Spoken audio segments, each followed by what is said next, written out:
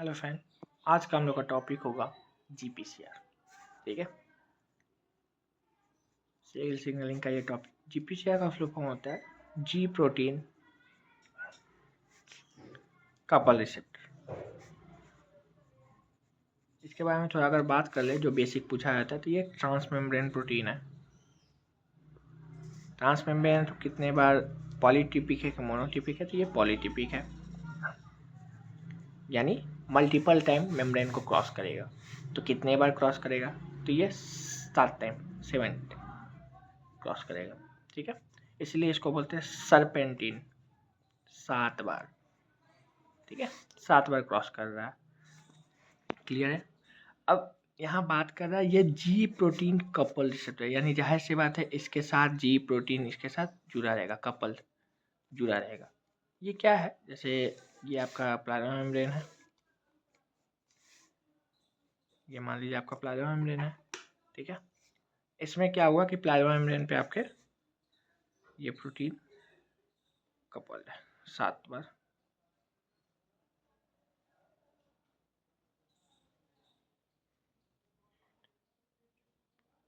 सात बार क्रॉस किया। ठीक है, अब इसके जो सी, ये एन टर्मिनल हुआ, ये सी टर्मिनल हुआ। सी टर्मिनस पे क्या होगा कि इसके साथ कुछ प्रोटीन एसोसिएटेड होंगे, जी प्रोटीन एसोसिएटेड होंगे। एक्चुअली ये जो जी प्रोटीन है ये 3 ट्राइमेरिक है, हेट्रोट्राइमेरिक प्रोटीन है। ठीक है, इसमें एक सब यूनिट होता है जी अल्फा, एक होता है बीटा, एक होता है गामा। जी अल्फा जो है जनरली जीडीपी से अगर बाउंड रहा तो ये इनएक्टिव फॉर्म में होगा। अगर ये जैसे मान लीजिए यहाँ लाइगेंड बाइंड किया तो ये जी अल्फा जीडीपी जो है यहाँ पे G E F guanine nucleotide exchange factor आएगा, और ये क्या करेगा, जी अल्फा को जीडीपी से बाउंड करवा देगा। जैसे ये जीडीपी से बाउंड करेगा, बीटा और गामा डिसोसिएट हो जाएंगे और वो अपना अलग रहने लगेंगे। यहाँ है जैसे मान लीजिए बीटा गामा, जी अल्फा अंदर आएगा। अंदर आने के बाद क्या करेगा कि कुछ प्रोटीन का एक्टिवेशन करवाएगा। अब किस किस प्रोटीन का कब एक्टिवेशन क्या करवाता है ये देखते हैं मेनली। ठीक है, तो ये आपका जीपीसीआर का एक ओवरऑल वो है। अब कुछ इसका सब यूनिट है, जी अल्फा का कुछ सब यूनिट है जो कि क्या काम करता है उसके बारे में देखते हैं। जी अल्फा सब यूनिट, सबसे पहला सब यूनिट है जी अल्फा एस। एस जो है ये स्टिमुलेटरी को रिप्रेजेंट कर रहा है, स्टिमुलेटरी।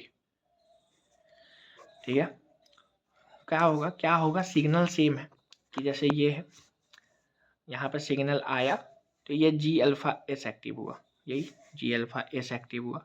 जी अल्फा एस जब एक्टिव हुआ तो ये जाके एक्टिवेट कराएगा एडिनाइल साइक्लेज को। एडिनाइल साइक्लेज एक्टिवेट जैसे हुआ तो ये क्या, इसका मेन काम होता है कि ये एटीपी को CAMP में चेंज करे। ठीक है, साइक्लिक एडिनोसिन मोनोफॉस्फेट में चेंज करे। इसका ये एज अ सेकेंडरी मैसेंजर काम करता है। ये जब आया ये फर्दर क्या करेगा कि एक्टिवेट कराएगा प्रोटीन काइनेज ए को। ठीक है, अब अगर ये स्टिमुलेटरी क्या कर रहा है कि इन मेन काम क्या कर रहा है कि इसमें एडेनाइल साइक्लेज का एक्टिवेशन करवा रहा है, स्टिमुलेटरी एक्टिवेशन एडेनाइल साइक्लेज।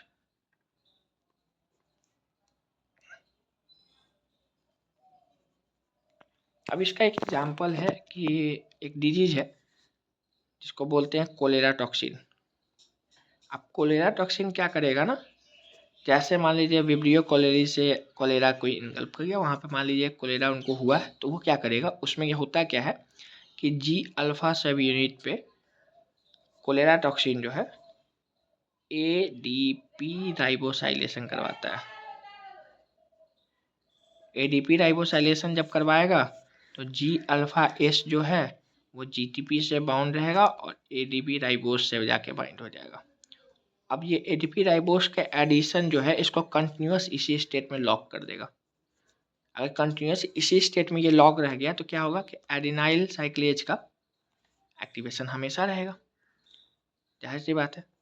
तो जो एक्टिवेशन अगर इसका ज़्यादा रहेगा तो CAMP का प्रोडक्शन ज़्यादा होगा, यानी वो पाथवे कंटिन्यूस चलता रहेगा।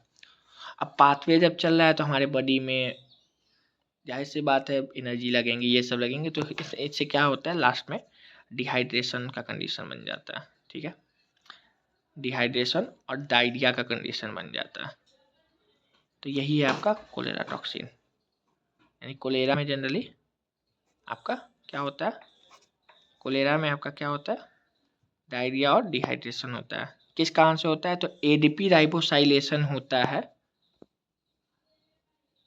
जी अल्फा एस सब यूनिट में, जिसके कारण से G alpha S subunit lock रहेगा इसी स्टेट में और एडिनाइल साइक्लेज अपना एक्टिव रहेगा, परमानेंटली एक्टिव हो जाएगा। ठीक है, नेक्स्ट आते हैं एक और सब यूनिट है इसका, जिसको हम लोग बोलते हैं जी अल्फा आई। ठीक है, जी अल्फा आई यहाँ पे है, ये इनहिबिटरी को रिप्रेजेंट कर रहा है।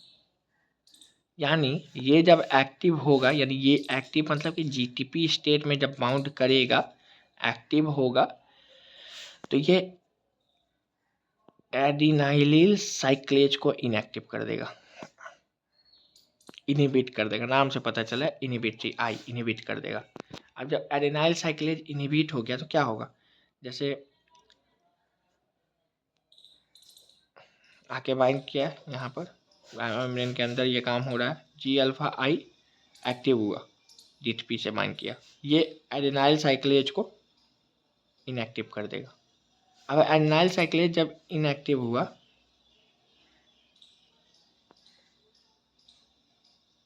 ठीक है, एडिनाइल साइक्लेज इनएक्टिव हुआ तो क्या होगा, आगे का प्रोसेस काम नहीं करेगा। बट जी अल्फा इनहिबिटरी, इसमें एक आते हैं पर्ट्यूसिस टॉक्सिन, ये भी एक बैक्टीरियल डिजीज है, ये भी एक्जोटॉक्सिन है, ए बी टाइप का टॉक्सिन है। इसके बारे में देखते हैं कि ये क्या करता है।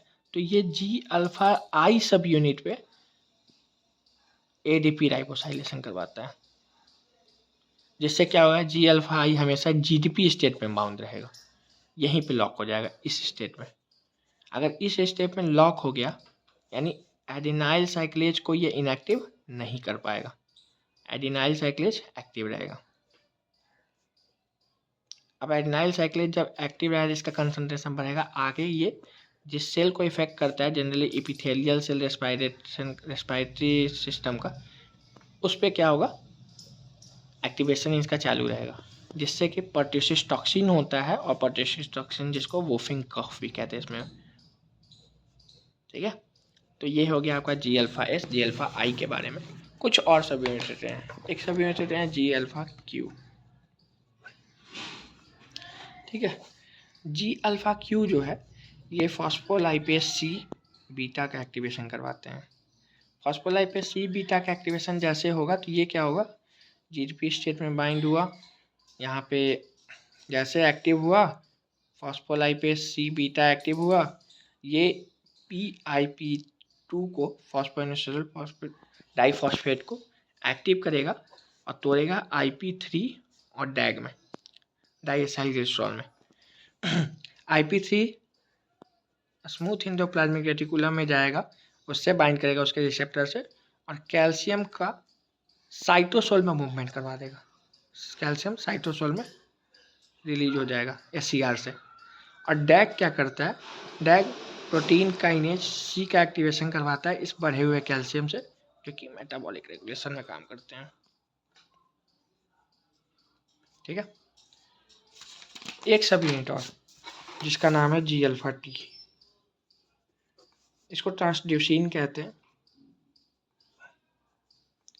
ये फॉस्फो डाइस्ट्रेज का एक्टिवेशन करवाता है। फॉस्फोडाइस्ट्रेज का एक्टिवेशन जो हुआ, इसमें क्या होगा कि जो CAMP है, इसको AMP में चेंज कर देगा। ठीक है, यानी अब ये टूटना स्टार्ट हो जाएगा। तो इससे क्या होगा, ये जनरली जब रोडॉप्सिन का हम लोग देखेंगे, जब आई का सिग्नलिंग पढ़ेंगे, तो उसमें देखा जाएगा कि CGMP का लेवल जो है, CGMP का लेवल को GMP में चेंज कर दिया, जैसे कि जो सिग्नलिंग है वो बंद हो गया, Na का जो सिक्रीशन हो रहा था अंदर साइटोसोल में, वो उसको बंद कर देगा। ठीक है, तो ये जी अल्फा का 4 सब यूनिट, चारों को याद रखा है कि G alpha S stimulatory subunit है, G alpha I inhibitory subunit है, G alpha Q, G alpha T. आज के लिए इतना ही, धन्यवाद।